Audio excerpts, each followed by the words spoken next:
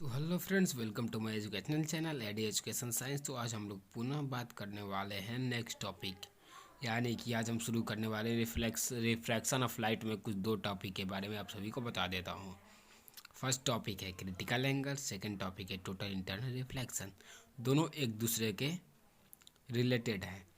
जैसे कि साइन और कॉस एक दूसरे के रिलेटेड होते हैं, वैसे ही क्रिटिकल एंगल और टोटल इंटरनल रिफ्लेक्शन एक दूसरे के रिलेटेड हैं, यानी कि एक दूसरे पर निर्भर है।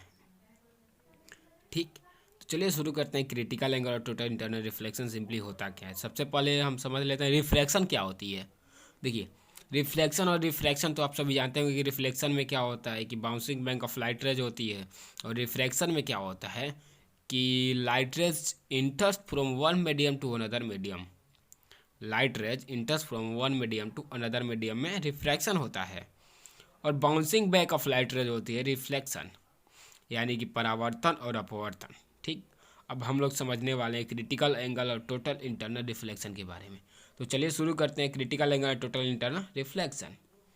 ठीक, आप सभी को भी उससे पहले आप सभी को पता होगा रिफ्रैक्टिव इंडेक्स क्या होती है। कि रिफ्रैक्टिव इंडेक्स होता है, जैसे कि स्नेल्स लॉ को ही रिफ्लेक्टिव इंडेक्स कहते हैं।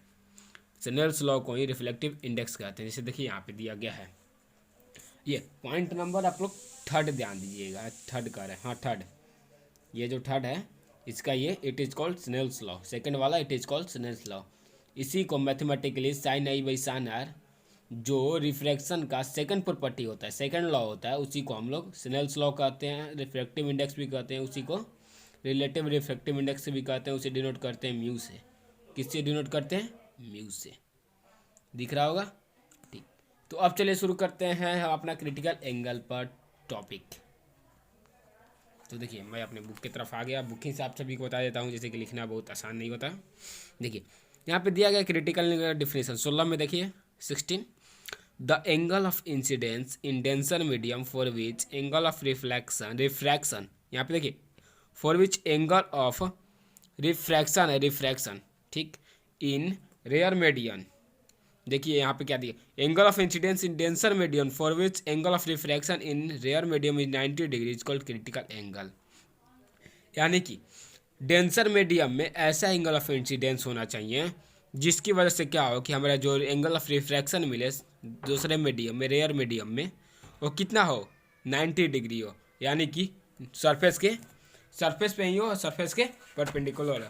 कैसे? तो देखिए मैं इसका एक फिगर बना दिया हूँ, ठीक, और ये मेरा डेफिनेशन है, आप सभी को समझ में आ रहा होगा तो सही है। The angle incidence angle at which refracted ray and angle so formed perpendicular to the normal of the point. ठीक, देखिए ये हमारा फिगर है, ये मेरा फिगर है। यहाँ पे क्या, ये डेंसर मीडियम, ये रेयर मीडियम, ये डेंसर मीडियम, ये रेयर मीडियम।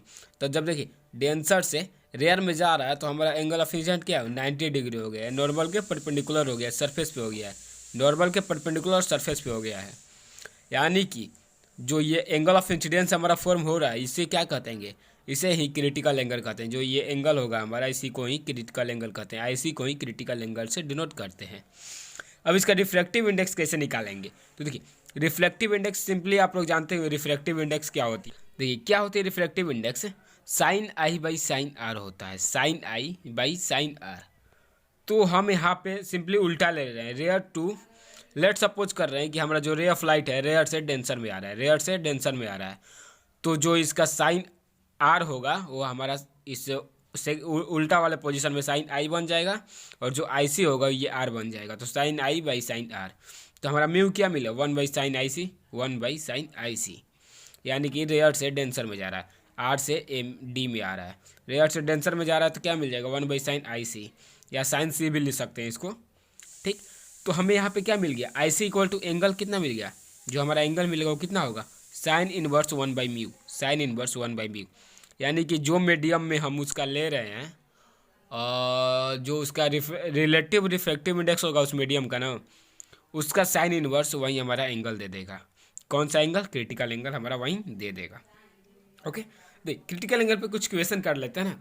जैसे कि मैंने क्वेश्चन लिखा हुआ है, find critical angle of glass, बना भी दिया है, find critical angle of glass. तो ग्लास का क्रिटिकल एंगल कैसे निकलेगा? तो इसे समझने से पहले सबसे पहले मैंने ऊपर में फार्मूला लिख दिया है, i c equal to sine inverse 1/μ, यानी कि critical angle equal to sine inverse 1/μ, यानी रिफ्रैक्टिव इंडेक्स। और जो ये मीडियम दिया गया है ग्लास और वाटर का दिया गया है, सॉरी ग्लास और एयर का दिया गया है, यानी कि relative refractive index of glass कितना होता है, 3/2 होती है।